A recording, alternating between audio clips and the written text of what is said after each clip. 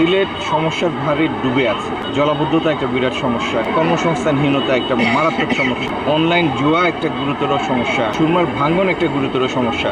তরুণ সম্প্রদায়কে সম্পৃক্ত করে সিলেটকে আমূল একটা পরিবর্তন আনতে আজকে যে বৃত্তি পরীক্ষা, এটি অত্যন্ত ভালো উদ্যোগ। আমাদের মেধাবী ছাত্রছাত্রীদের মধ্যে এই যে শিক্ষার প্রতি আকৃষ্ট করা, অংশগ্রহণটাই তার জন্য একটা আনন্দের বিষয়, আর বৃত্তি পাওয়া তো অধিকতর আনন্দের বিষয়। আপনারা দেখেছেন বাইরে অভিভাবকদের মধ্যে কি পরিমাণ উৎসাহ। তো এই উদ্যোগটা প্যাসিফিক ক্লাব নিয়েছে। আজকে আমার পাশে প্যাসিফিক ক্লাবের সভাপতি, বর্তমান সভাপতি হারুন রশিদ আছেন, সাবেক সভাপতি আসাদ আছেন। আমি হারুন রশিদ এবং তার টিমকে আমার অন্তঃস্থল থেকে ধন্যবাদ জানাই। সিলেটকে পর্যটন নগরী হিসেবে ঘোষণার দাবিতে আমরা যাত্রা শুরু করি। তাদেরকে শিক্ষা খাতে আকৃষ্ট বা উৎসাহিত করার জন্য আমরা বিভিন্ন বছর বৃত্তি নিয়ে থাকি।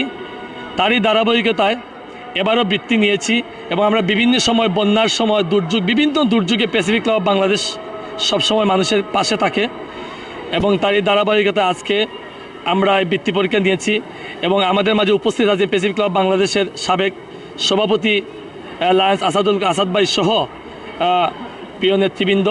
আমরা আগামীতেও যাতে প্যাসিফিক ক্লাব বাংলাদেশ এরকম পিছিয়ে পড়া সমাজকে এগিয়ে নেওয়ার জন্য, আমরা বিগত দিনেও খন্দকার মুক্তাদির ভাইকে আমরা পাশে পেয়েছি, বর্তমানে পাশে পেয়েছি, আশা করব ভবিষ্যতেও আমরা ওনাকে পাশে পাবো। থেকে যে বললো যে ম্যাজিস্ট্রেট হবে, সে কিন্তু তখন এই যে কথাগুলো বলেছে, এই যে পরীক্ষা দিয়েছে, এখান থেকে যে সার্টিফিকেট পেয়েছে, এটা কিন্তু তার সারা জীবনের জন্য একটা স্মরণ থাকবে এবং স্পেসিফিক ক্লাব অফ বাংলাদেশকে বলতে পারবে না।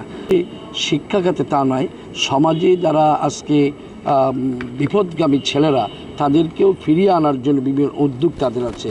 তারা আবার বন্যার সময় কাজ করে, অর্থাৎ মানব সেবার জন্য যে সমস্ত করা প্রয়োজন সেগুলোই করছে। এই সংগঠন শুধু শিক্ষাক্ষেত্রে নয়, মানব সেবায়, বন্যার্থদের সেবায়, গরিব দুঃখী মানুষের সেবায়, পর্যটন শিল্পে, পর্যটন প্রসারে অনেক ক্ষেত্রে গুরুত্বপূর্ণ ভূমিকা রাখছে। বিভাগ থেকে বেছে বেছে আমাদের অনেক মেধাবী আছে যাদের হয়তো আর্থিক সংকটের কারণে কিংবা অন্য এইসব ব্যাপারে আমরা যেন ফুল সাপোর্ট দিতে পারি এবং একটা অর্গানাইজেশন লাগে, সেই অর্গানাইজেশনের দায়িত্ব যদি নেন, আমি যেখানে থাকি, যে অবস্থায় থাকি, প্যাসিফিক ক্লাব অফ বাংলাদেশকে আমরা সর্বাত্মক সহযোগিতা করব। সারা দেশের জন্য এটা একটা শিক্ষণীয় হবে। যাদের পোশাকর্মী আছে এই বিষয়ে অগ্রসর হয়ে আসতে যদি পারে, তাহলে আমাদের অবহেলিত এই সমাজকে, আমাদের সন্তানদেরকে উপযুক্ত শিক্ষা দিয়ে